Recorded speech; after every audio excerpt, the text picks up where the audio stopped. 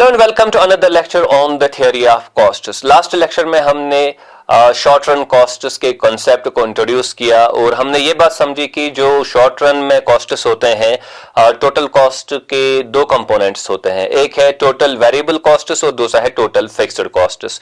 और फिर हमने एक डेटा सेट के जरिए इस चीज को दिखाया। हमने एक चार्ट में ये देखा कि टोटल कॉस्ट्स किस तरह बढ़ते हैं या फिर टोटल वेरिएबल कॉस्ट्स या टोटल फिक्स्ड कॉस्ट्स, तो उनका नेचर कैसा होता है। और फिर बाद में हमने उनके लिए ग्राफ में कर्व्स भी बनाई और वो सब चीजें हमने स्टडी की लास्ट लेक्चर में। लेकिन लास्ट लेक्चर में हमने एवरेज कॉस्ट्स के कॉन्सेप्ट्स को डिस्कस नहीं किया।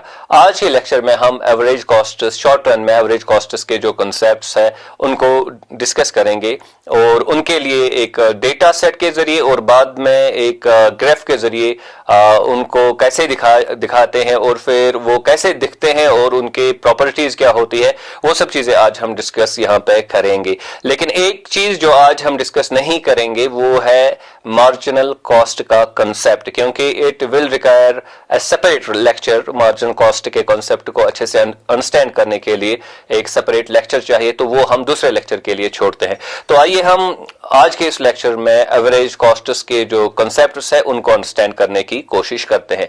तो जैसा कि लास्ट लेक्चर में हमने देखा कि शॉर्ट रन में बात ऐसी होती है कि हमारे पास टोटल कॉस्ट्स होते हैं और टोटल कॉस्ट के दो कंपोनेंट्स होते हैं, टोटल फिक्स्ड कॉस्ट्स और टोटल वेरिएबल कॉस्ट्स। और जो टोटल कॉस्ट्स है इससे हम हासिल करते हैं एवरेज कॉस्ट्स। जो टोटल फिक्स्ड कॉस्ट्स है इससे हम हासिल करते हैं एवरेज फिक्स्ड कॉस्ट्स। और जो टोटल वेरिएबल कॉस्ट्स है इससे हम हासिल करते हैं एवरेज वेरिएबल कॉस्ट्स। तो जिस तरह टोटल के हमारे पास तीन कॉन्सेप्ट्स है, यानी कि total costs, total fixed costs और टोटल वेरिएबल कॉस्ट्स। और यहाँ पे हर एक के सामने टी और टी लिखा है, यानी कि टोटल के ये तीन कॉन्सेप्ट्स है। तो इसी तरह इनमें से हम डिराइव करते हैं तीन एवरेज के कॉन्सेप्ट्स, जिनमें है एवरेज कॉस्ट, वो टोटल के लिए हम टोटल से हम डिराइव करते हैं। और फिर एवरेज फिक्स्ड कॉस्ट, वो हम टोटल फिक्स्ड कॉस्ट से डिराइव करते हैं। और फिर एवरेज वेरिएबल कॉस्ट्स वो हम हासिल करते हैं टोटल वेरिएबल कॉस्ट से। अब यहां पे एक सिंपल सी फॉर्मूला हमने याद रखनी है कि जो एवरेज कॉस्ट्स है वो हम टोटल से कैसे हासिल करते हैं, टोटल कॉस्ट्स के कॉन्सेप्ट से कैसे हासिल करते हैं। तो इसके लिए एक सिंपल फॉर्मूला ये है कि हमने टोटल कॉस्ट से, फॉर एग्जांपल अगर एवरेज कॉस्ट लेना हो तो वो हम ऐसे लेंगे कि हम टोटल कॉस्ट को, जो मैंने यहां पे दिखा है, टोटल कॉस्ट को डिवाइड करेंगे आउटपुट से।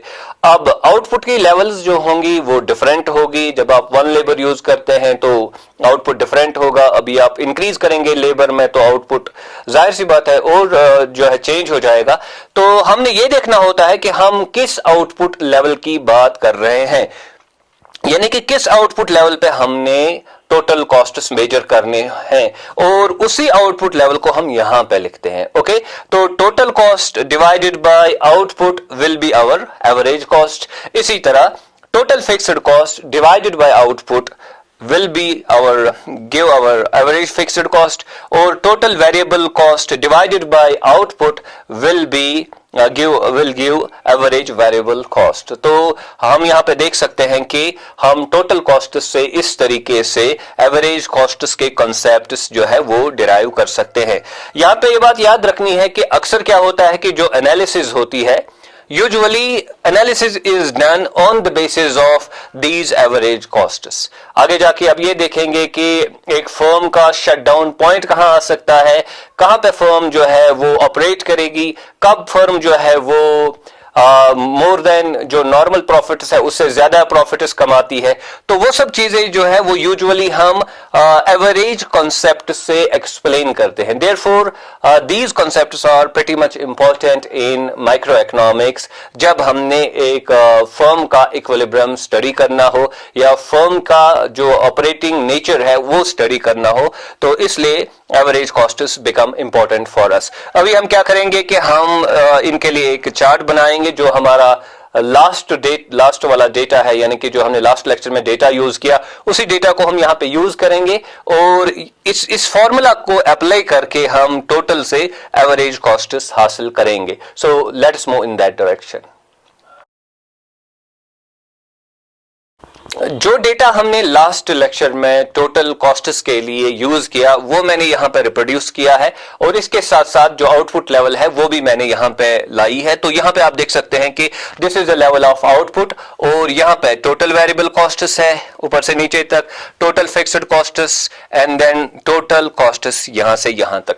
अभी हमने टोटल कॉस्ट्स को कन्वर्ट करना है एवरेज कॉस्ट्स में, तो उसके लिए हमने फॉर्मूला पहले ही डिस्कस की कि हमने टोटल कॉस्ट को डिवाइड करना होता है बाय आउटपुट एवरेज हासिल करने के लिए। तो अभी अगर हम शुरू करेंगे फ्रॉम टोटल वेरिएबल कॉस्ट से, तो पहले जो होता है वो पहले मसला ये है कि अभी हम किसी चीज को भी जीरो से डिवाइड करेंगे तो वो एक्चुअली अनडिफाइंड बन जाता है, तो इसलिए पहला जो स्पेस है वो यहाँ पे खाली है। तो हम दूसरे यूनिट से इसलिए जो है दूसरे फर्स्ट लेवल ऑफ आउटपुट जो 10 यूनिट्स है वहां से इसलिए शुरू करते हैं। तो अब हमने क्या करना है, हमने 200 डिवाइडेड बाय 10 करना होगा, that is total variable cost divided by output. तो इस लेवल ऑफ आउटपुट के लिए या इस लेवल ऑफ कॉस्ट के लिए 200 डिवाइडेड बाय 10 कितना हुआ, वो 20 हुआ। इसी तरह 400 डिवाइडेड बाय 25 कितना हुआ, that is equal to 16। 600 divided by 40 that is equal to 13.3 and so forth। तो यहां से जो है हमारा टोटल वेरिएबल कॉस्ट का वैल्यू है और यहां से आउटपुट का वैल्यू है। तो हर जो है लेवल ऑफ कॉस्ट को अपने लेवल ऑफ आउटपुट से हमने डिवाइड करना है और यहां से हमें क्या मिलेगा, यहां से हमें एवरेज वेरिएबल कॉस्ट के वैल्यूज मिलेंगे। अब यहां पे आप फोकस कीजिए, हम 20 से स्टार्ट कर रहे हैं, राइट और हमारा जो सबसे जो लोवेस्ट पॉइंट है that is 11.1 and then again यहां से यहां तक तो ये नीचे को जा रहा है, यानी कि वैल्यू कम होता जा रहा है एवरेज वेरिएबल कॉस्ट का और फिर यहां से आगे ये बढ़ रहा है। देखिए यहां पे मसला ये है कि हमने 200 जो है वो हमने एक्सपेंडिचर किया, यानी कि कॉस्ट हमने बर्दाश्त किए, लेकिन 200 जब हमने कॉस्ट बर्दाश्त किया हमने 10 यूनिट्स जो है वो प्रोड्यूस किए। तो एवरेज में एक यूनिट जो हमने बनाया that is equal to 20 rupees, 20 रुपया का हर यूनिट हमें यहाँ पे बन रहा है। इसी तरह यहाँ पे हमने 400 रुपीज जो है वो एक्सपेंडिचर किया बाय वे ऑफ कॉस्ट, लेकिन हमने 25 यूनिट्स बनाए। तो हमने ये देखना है कि एवरेज में एक यूनिट हमारा कितने का बनता है, तो वो 16 रुपया का बनेगा, 400 divided by 25 so on and so forth. तो आप ये देख सकते हैं। अब देखिए यहां से आगे चलेंगे 11.1 से फिर हमारा आता है 11.4, तो इट मीन्स कि यहां से अब जो है हमारे एवरेज कॉस्ट्स वो इंक्रीज हो रहे हैं। तो ग्राफ में भी ये दिखेगा, हम हाई लेवल से नीचे आ रहे हैं, फिर हम एक लोवेस्ट पॉइंट पे आ रहे हैं, फिर हम अगेन ऊपर को जा रहे हैं in terms of average costs, average variable costs. तो अभी हम यहां पे आएंगे, टोटल फिक्स्ड कॉस्ट 600 है जैसा कि हम जानते हैं, लेकिन अभी अगर हम इसका एवरेज निकालेंगे तो 600 डिवाइड बाय 0 जो है वो अनडिफाइंड बन जाता है, तो इसलिए पहला हम छोड़ देते हैं।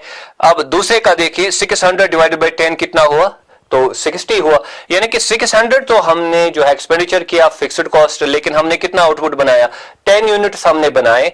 तो फिर हर यूनिट के लिए जो हमें फिक्स्ड कॉस्ट जो हमने खर्च करना पड़ा it is equal to 60 rupees, so on and so forth. तो आप देख सकते हैं यहाँ पे, और यहाँ पे आप जो है ये बात याद रखनी है हमको कि हम जो है एक हाई वैल्यू से स्टार्ट कर रहे हैं और हम नीचे को जा रहे हैं, कम वैल्यूज पे जा रहे हैं। अब वैल्यूज जो है वो डिक्रीज होते जा रहे हैं और ये इंक्रीज कहीं पे नहीं हो रहे हैं। सो वन थिंग इज कि ये जो एवरेज फिक्स्ड कॉस्ट जो होती है वो यूजुअली वो जो है वो डिक्रीज होती जाएगी as we keep on producing our output. और अब यहाँ पे आइए, टोटल कॉस्ट जाहिर सी बात है ये इन दो का समेशन है, 200 plus 600 is equal to 800। Again यहाँ पे अनडिफाइंड होगा तो इसलिए हम छोड़ देते हैं। तो हम यहां से स्टार्ट करते हैं, 800 डिवाइडेड बाय 10 कितना हुआ, 80। तो हम 800 रुपीज हम जो है एक्सपेंडिचर करते हैं by way of costs, okay.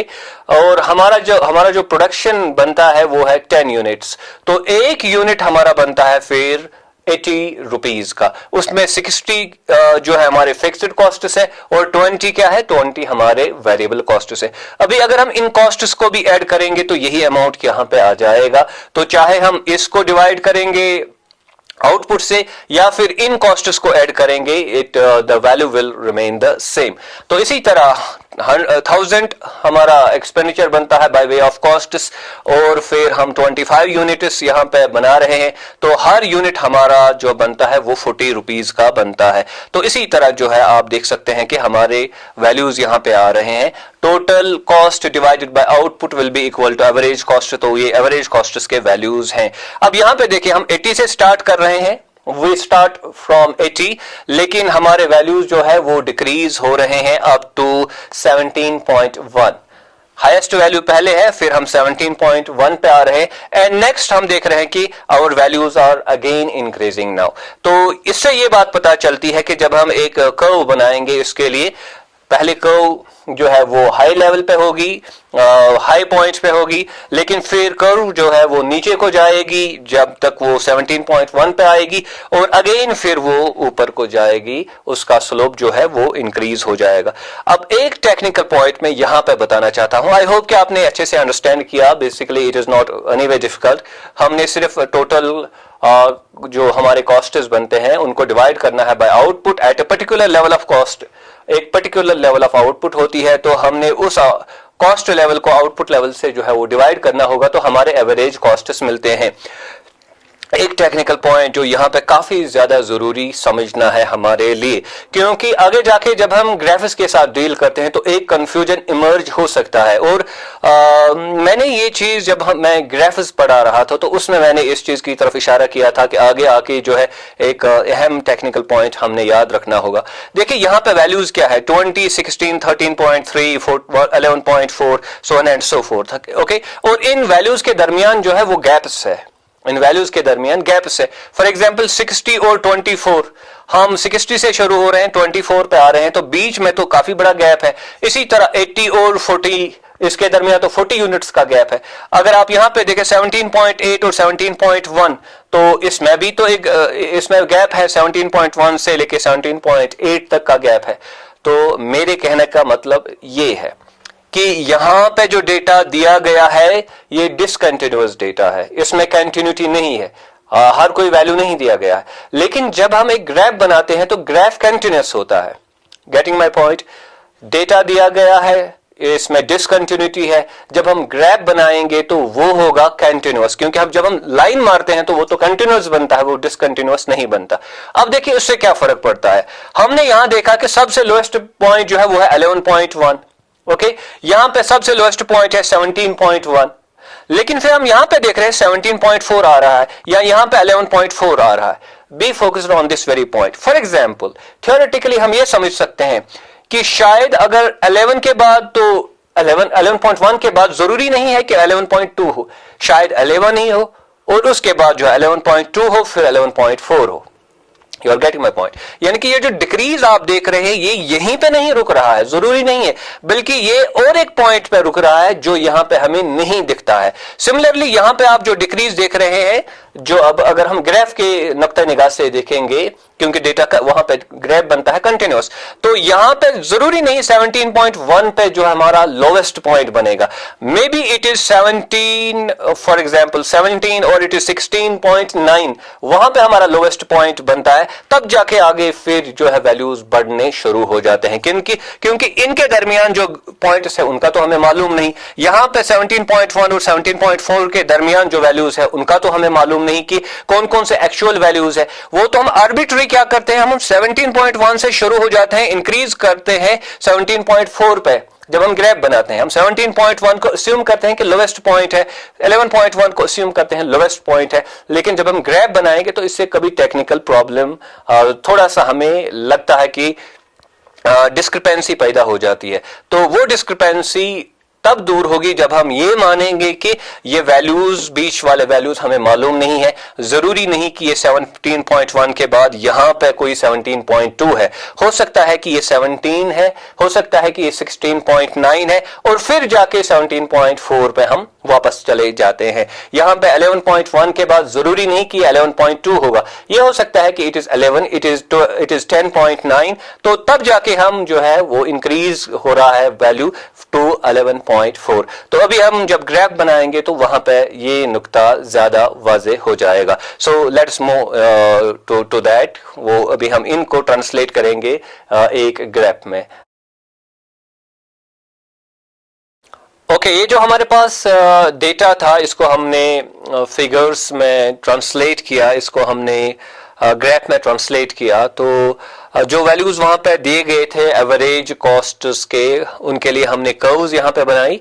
और जाहिर सी बात है कि हमारे पास तीन एवरेज के कॉन्सेप्ट्स है, average variable costs, average fixed costs and then average costs. तो उनके लिए तीन कर्व्स हमारे लिए बनेंगी और यहाँ पे मैंने उन कर्व्स को बनाया है उस डेटा की मदद से। तो आप ये एक ग्राफ पेपर पे इससे भी अच्छा बना सकते हैं। तो मैंने कोशिश की कि इसको पूरे सही तरीके से बनाए, बट जाहिर सी बात है कि बोर्ड पे बनाना इट हैज़ इट्स लिमिटेशन, क्योंकि आपके पास एक पूरा जिस तरह ग्राफ पेपर पे आपका रेफरेंस पूरा प्रोवाइड किया हुआ होता है, तो यहाँ पे वैसा नहीं है। एनीवेज देखिए ग्राफ कैसे बनाएंगे। हमने ये देखना है कि जो हमने तीन कॉस्ट कर्व्स बनानी है अभी, उनमें से सबसे ज्यादा वैल्यू कौन सा है। तो जैसा कि आपने देखा कि एवरेज कॉस्ट का वैल्यू सबसे ज्यादा है, इट इज 80। तो कॉस्ट चूंकि हम यहां से दिखाते हैं, लास्ट लेक्चर में मैंने बताया था कि ये डिपेंडेंट वेरिएबल है और यहां से हम दिखाते हैं आउटपुट, ये इंडिपेंडेंट वेरिएबल है फिलहाल। तो हमने यहां पे लेना है 80 या 90 लेंगे, क्योंकि 80 जो है वो हमारे हम उसको यूज करेंगे उस वैल्यू को। तो फिर हमने यहां से देखना है कि हमारा सबसे बड़ा वैल्यू कौन है, यानी आउटपुट की तरफ से।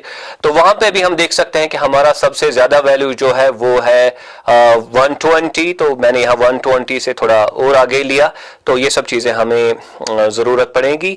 तो यहाँ से हम यूनिफॉर्मली हम देख रहे हैं कि आउटपुट 10, 20, 30 वगैरह ये इंक्रीज हो रहा है। और यहाँ से हमने कॉस्ट्स के लिए जो यूनिट लिया यहाँ पे वो 5 है, 5 rupees, 10 rupees, 15, so on and so forth।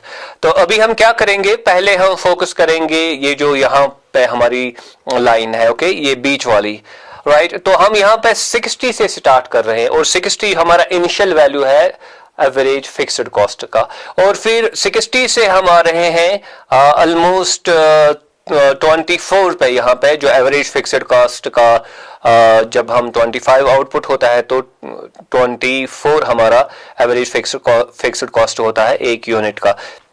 तो इसी तरह 45 पे जो हमारा एवरेज फिक्स्ड कॉस्ट है वो है 13.3 रुपीज।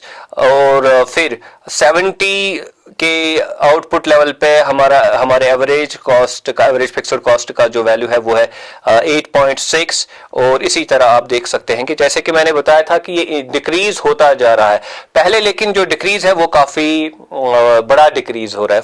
हम 60 से सीधा आते हैं यहाँ पे 24 पे, तो it means a significant decrease.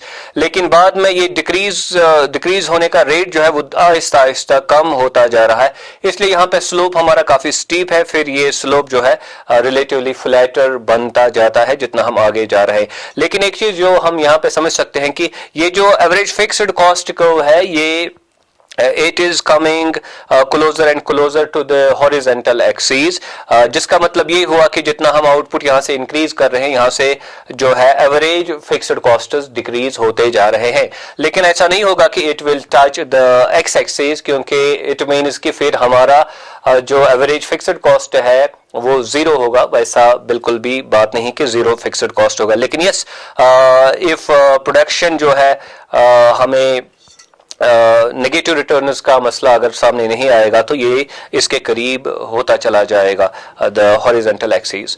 तो ये रही हमारी एवरेज फिक्स्ड कॉस्ट कर्व, ये यहाँ से स्टार्ट होगी और फिर नीचे को कंटिन्यूअसली चली जाएगी। तो this is average fixed cost. अब दूसरी जो कर्व है वो है ये वाली, राइट, जिसके आगे मैंने लिखा है एवरेज वेरिएबल कॉस्ट्स। तो जो डेटा दिया गया है वो हमने यहाँ पे ट्रांसलेट किया एक फिगर में, और आप यहाँ से देख सकते हैं कि average fixed cost at the level of 10 unit of output is 20, at 25 it is 16, and then at 45 it is around at 45 it is 13.3, so on and so forth।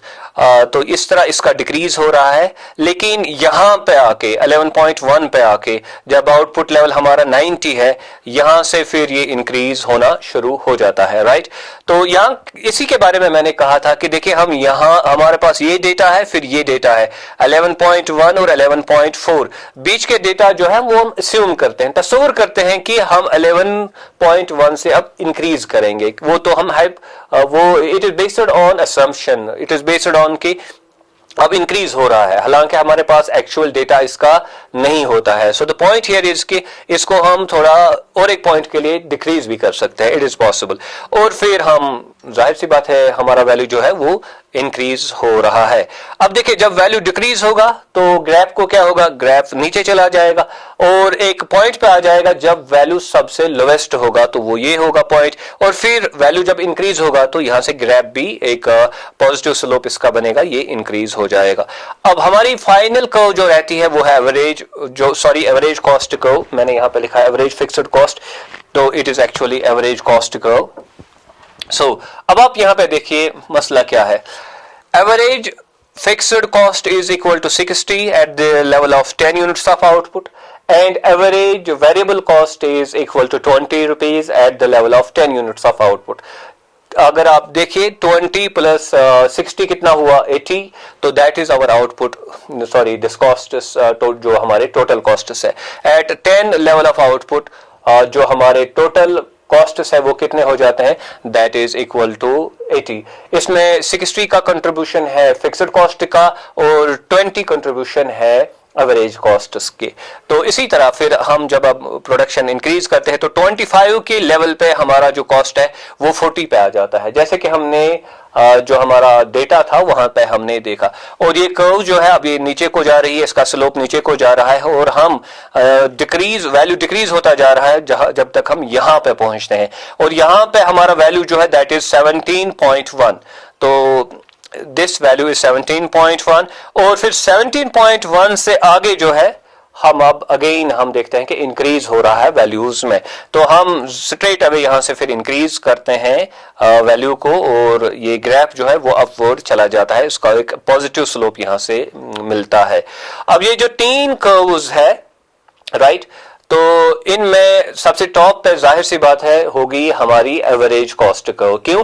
क्योंकि एवरेज कॉस्ट कर्व जो है इसके 2 components होते हैं, average fixed cost, variable cost. तो average fixed cost या average variable cost average cost से बड़ा इसलिए नहीं हो सकता। तो टॉप पे जो कर्व होगी वो कौन सी होगी, वो होगी एवरेज कॉस्ट कर्व। अब देखिए क्या हो रहा है, यहां पे जो डिक्रीज हो रहा है वो यहां तक हो रहा है, फिर इंक्रीज हो रहा है। तो बात यह है बुनियादी तौर पर, पहले आप देख रहे हैं कि इसमें डिक्रीज हो रहा है, एवरेज फिक्स्ड कॉस्ट में डिक्रीज और कंटिन्यूअसली डिक्रीज हो रहा है, और फिर आप ये भी देख रहे हैं कि एवरेज वेरिएबल कॉस्ट में भी डिक्रीज हो रहा है। अब ये डिक्रीज इसमें भी हो रहा है, इसमें भी डिक्रीज हो रहा है, तो इसका जाहिर सी बात है इंपैक्ट जो है वो एवरेज कॉस्ट पे पड़ेगा, ये डिक्रीज होता जाएगा। फिर क्या हो रहा है, फिर इसमें जो है यहां से आगे अगर आप ये पॉइंट देखेंगे, एवरेज वेरिएबल कॉस्ट का पॉइंट देखेंगे, यहां तक तो दोनों डिक्रीज हो रहे थे, फिक्स्ड कॉस्ट भी डिक्रीज हो रहा था और वेरिएबल कॉस्ट भी डिक्रीज हो रहा था, तो लाजमी तौर पर जो हमारा एवरेज कॉस्ट है वो भी डिक्रीज होता है यहां तक। लेकिन यहां से अब क्या हो रहा है, यहां से अब जो है एवरेज वेरिएबल कॉस्ट अब इंक्रीज हो रहा है, लेकिन एवरेज फिक्स्ड कॉस्ट अब डिक्रीज हो रहा है। लेकिन एवरेज वेरिएबल कॉस्ट जो है जितना आप आगे चले जाएंगे उतना ये तेजी से इंक्रीज हो रहा है, और एवरेज फिक्स्ड कॉस्ट जितना आप आगे चले जाएंगे उतना ये जो है कम वैल्यू से अब डिक्रीज हो रहा है। तो इट मीन्स कि चूंकि ये ज्यादा तेजी से ज्यादा वैल्यूज के साथ इंक्रीज हो रहा है और ये कम वैल्यूज से डिक्रीज हो रहा है, तो अल्टीमेटली इसका इंपैक्ट ज्यादा रहेगा, किसका, एवरेज वेरिएबल कॉस्ट का इंपैक्ट ज्यादा रहेगा। और इसलिए क्या हो रहा है कि एक पॉइंट के बाद जो है एवरेज कॉस्ट जो है वो भी इंक्रीज हो रहा है, ये इसका इंपैक्ट जो है वो जाहिर करता है, जो एवरेज वेरिएबल कॉस्ट का इंपैक्ट है वो जाहिर करता है। अब यहां से यहां तक, यानी कि यहां तो एवरेज वेरिएबल कॉस्ट का वैल्यू जो है वो लोवेस्ट पे आ रहा है और फिर इंक्रीज हो रहा है, यहां से यहां तक फिर इंक्रीज क्यों नहीं हुआ एवरेज कॉस्ट में, वो इसलिए है क्योंकि अभी भी इंपैक्ट जो है वो एवरेज फिक्स्ड कॉस्ट का ज्यादा था यहां से यहां तक in comparison to average variable cost, क्योंकि ये जो इंक्रीज हो रहा है एवरेज वेरिएबल कॉस्ट में वो उतना सिग्निफिकेंट अभी नहीं है। जितना आप आगे चले जाएंगे एवरेज वेरिएबल कॉस्ट का इंक्रीज अब ज्यादा सिग्निफिकेंट बनेगा, इसलिए वो इसको जो है कंपनसेट ही नहीं करेगा बल्कि इसका इंपैक्ट नलिफाई करके अपना इंपैक्ट जो है वो बनाएगा एवरेज कॉस्ट्स पे। और इसलिए क्या होता है कि ये जो एवरेज वेरिएबल कॉस्ट का जो लोवेस्ट पॉइंट है वो एवरेज कॉस्ट के लोवेस्ट पॉइंट के बाएं साइड होता है, लेफ्ट साइड होता है। आपसे पूछा जाएगा आप ये बताएं कि lowest point on the average variable cost is on the right side of the average variable cost का जो एवरेज कॉस्ट का जो लोएस्ट पॉइंट है या लेफ्ट साइड है, तो वो आपने चूज करना है। तो हमने यहाँ पे याद रखना है कि लोएस्ट पॉइंट अगर हम इन दो की बात करेंगे, यहाँ पे भी लोएस्ट पॉइंट, यहाँ पे भी लोएस्ट पॉइंट, तो एवरेज वेरिएबल कॉस्ट का जो लोएस्ट पॉइंट होगा वो left side of average cost का जो लोएस्ट पॉइंट है उसके होगा। या फिर हम ये भी कह सकते हैं कि जो एवरेज कॉस्ट का लोएस्ट पॉइंट होगा it will be on the right side of the lowest cost of the average variable cost. और उसका एक्सप्लेनेशन आई होप कि आपको मिल गया होगा कि जितना हम आगे जा रहे हैं इस एवरेज वेरिएबल कॉस्ट का इंपैक्ट उतना ज्यादा पड़ रहा है किस पे, जो हमारी एवरेज कॉस्ट को है, और ये उतना इंपैक्ट इसलिए नहीं दिखा पा रहा है। अब देखिए यहां पे आप देखिए ये जो एवरेज वेरिएबल कॉस्ट है ये तो डिक्रीज हो रहा है, लेकिन इसके डिक्रीज होने में उतना ज्यादा दम नहीं है, उतना ज्यादा वैल्यू नहीं है। और ये जो डिक्रीज हो रहा है एवरेज फिक्स्ड कॉस्ट, ये तो बड़ा स्टीपली डिक्रीज हो रहा है। और हम देख रहे हैं कि यहां से यहां तक जो इंपैक्ट है एवरेज कॉस्ट पे वो ज्यादा किसका है, वो एवरेज फिक्स्ड कॉस्ट का इंपैक्ट है, क्योंकि यहां पे भी डिक्रीज जो है काफी सिग्निफिकेंट है। ओके, लेकिन यहां पे डिक्रीज उतना सिग्निफिकेंट नहीं है। तो ये जो इंपैक्ट दिखाया जा रहा है यहां वो ज्यादातर किसका है, वो एवरेज फिक्स्ड कॉस्ट का जो स्टीप डिक्लाइन हो रहा है वो उसकी वजह से है। So we have to remember कि जो सबसे हाईएस्ट जो कर्व होगी वो एवरेज कॉस्ट की होगी जनरली, फिर यहां पे अगर हम देखेंगे एवरेज वेरिएबल कॉस्ट की होगी और बाद में एवरेज फिक्स्ड कॉस्ट की होगी। यहां पे एक बात मैं और क्लियर करना चाहता हूं, वो ये कि यहां पे आप देख सकते हैं कि हमारी जो एवरेज फिक्स्ड कॉस्ट कर्व है और एवरेज वेरिएबल कॉस्ट कर्व है वो इंटरसेक्ट कर रहे हैं एक पॉइंट पे। तो ये जो पॉइंट है यहां पे ये एक दूसरे को कट कर रहे हैं, लेकिन काफी सारी बुक्स में आप ये देखेंगे कि ये जो average cost fixed cost curve है वो सीधा इसके नीचे से निकलती है, इसको टच नहीं करती है। तो वो डिपेंड करता है कि आप एवरेज फिक्स्ड कॉस्ट और एवरेज वेरिएबल कॉस्ट को कौन से वैल्यूज देंगे। तो डिपेंडिंग अपॉन दैट, अभी अगर आप इसको एवरेज फिक्स्ड कॉस्ट को कम वैल्यू देंगे और एवरेज वेरिएबल कॉस्ट को ज्यादा वैल्यू देंगे तो फिर ये दो जनरली जो है वो टच नहीं करेंगी। यानी कि ये फॉर एग्जांपल ये यहां से स्टार्ट होगी जो हमारी एवरेज वेरिएबल कॉस्ट कर्व है, और ये जो एवरेज फिक्स्ड कॉस्ट कर्व है वो यहां से स्टार्ट होगी। तो जाहिर सी बात है ये तो एक दूसरे को इंटरसेक्ट तब नहीं करेंगे। तो अगर आपने कहीं पे देखा बुक में कि इंटरसेक्शन नहीं हो रहा है तो we don't have to get confused. It is a function of, ये डिपेंड करता है कि आप अपने एवरेज वेरिएबल कॉस्ट या एवरेज फिक्स्ड कॉस्ट को कौन से वैल्यूज दे रहे हैं। फाइनली ये बात याद रखनी है कि एवरेज वेरिएबल कॉस्ट का जो है जो लोएस्ट पॉइंट है वो पहले आएगा, बाद में एवरेज कॉस्ट का लोएस्ट पॉइंट आएगा, या हम ये कहेंगे कि एवरेज कॉस्ट का जो वैल्यू है वो बाद में आएगा, इससे पहले जो है एवरेज वेरिएबल कॉस्ट का जो लोएस्ट पॉइंट है वो आएगा। So these are our three cost curves. और अब आप देख सकते हैं कि ये पहले डिक्रीज हो रहा है इनमें जनरली जो एवरेज कॉस्ट और एवरेज वेरिएबल कॉस्ट है, और फिर जो है वो इंक्रीज हो रहा है इनमें। तो ये बेसिकली सिग्निफाई करता है वही चीज जो पहले है इंक्रीजिंग रिटर्न्स, फिर है डिक्रीजिंग रिटर्न्स। तो जब तक इंक्रीजिंग रिटर्न्स है तब तक क्या होगा, तब तक तो वैल्यू कम होता जाएगा कॉस्ट्स का, और जब जो है अब डिक्रीजिंग रिटर्न्स होंगे प्रोडक्शन में फिर कॉस्ट्स के वैल्यूज जो है वो बढ़ते जाएंगे। तो ये जो इनका नेचर है ये एक्चुअली सिग्निफाई करता है जो लॉज ऑफ प्रोडक्शन है वो सिग्निफाई करता है यहाँ पे।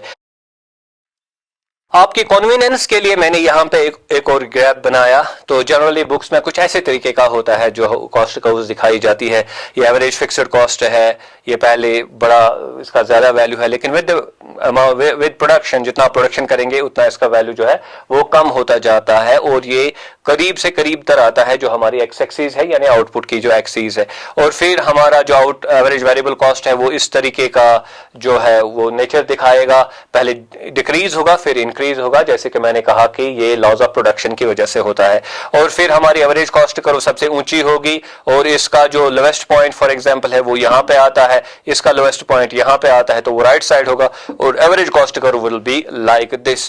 तो जनरली बुक्स में कुछ ऐसे दिया होता है। तो इट डिपेंड्स अपॉन डेटा, आपके पास डेटा कैसा है या लॉज ऑफ जो प्रोडक्शन है वो कैसे ऑपरेट कर रहे हैं, तो उस पर डिपेंड करता है। सो आई होप कि आपने ये इश्यूज जो है अच्छे से समझा होगा कि जो हमारे एवरेज कॉस्ट कर्व्स है वो कैसी होती है, उनका नेचर क्या होता है, और पर्टिकुलर लोएस्ट पॉइंट एटसेट्रा वो सब चीजें आपने देखी होगी। और आपने ये भी अब देखा कि एवरेज कॉस्ट का, एवरेज फिक्स्ड कॉस्ट का मतलब क्या है, एवरेज वेरिएबल कॉस्ट का मतलब क्या है, और फिर एवरेज कॉस्ट का मतलब क्या है। नेक्स्ट जो हम टॉपिक डिस्कस करेंगे इट इज मार्जिनल कॉस्ट, तो मैंने इसलिए इसके लिए एक सेपरेट लेक्चर रखा क्योंकि there is a possibility of confusion. We need to be a bit more clear about marginal cost किस तरह ऑपरेट करता है या उसको कैसे मेजर किया जाता है. वो सब चीजें हम नेक्स्ट लेक्चर में स्टडी करेंगे. Do subscribe to my YouTube channel Earnest Economics. Thank you very much.